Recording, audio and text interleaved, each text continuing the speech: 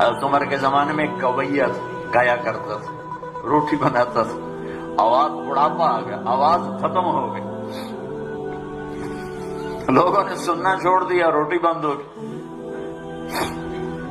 تو جنت البقیع قبرستان میں بیٹھا اللہ سے کہہ رہا، یا اللہ، آواز تھی تو روٹی بھی ملتی تھی، آواز گئی تو روٹی بھی گئی، تو مہربان ہے، ایک میرے فاقے پہ رحم فرما، میرے رزق کا بندوبست فرما۔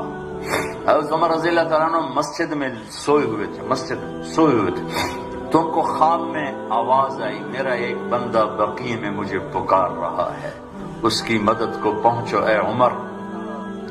عمر رضی اللہ تعالیٰ عنہ ایسا اٹھے، خوف زدہ، نہ سر پہ ٹوپی، نہ پگڑی، نہ پاؤں میں جوتا، دوڑ لگائی جنت البقیع کی طرف۔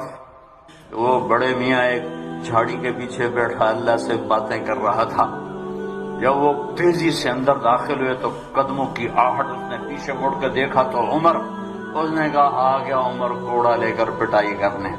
وہ بھاگا اٹھ کے، تو عمر نے فرمایا رکو رکو رکو، میں خود نہیں آیا، بھیجا گیا ہوں۔ تو وہ کہنے لگا کس نے بھیجا ہے؟ کہا وہی جس سے باتیں کر رہے تھے، اس نے بھیجا۔ تو اس کی ایک چیخ نکلی اور بیٹھ گیا، کہنے لگا میرے رب، ساری زندگی تجھے بھلایا، یاد کیا تو پیٹ کی وجہ سے کیا، اے اللہ، اور تو نے اس پر بھی لبیک کہا، اے اللہ مجھے معاف کر۔ اور اس کی چیخ نکلی اور جان نکل گئی۔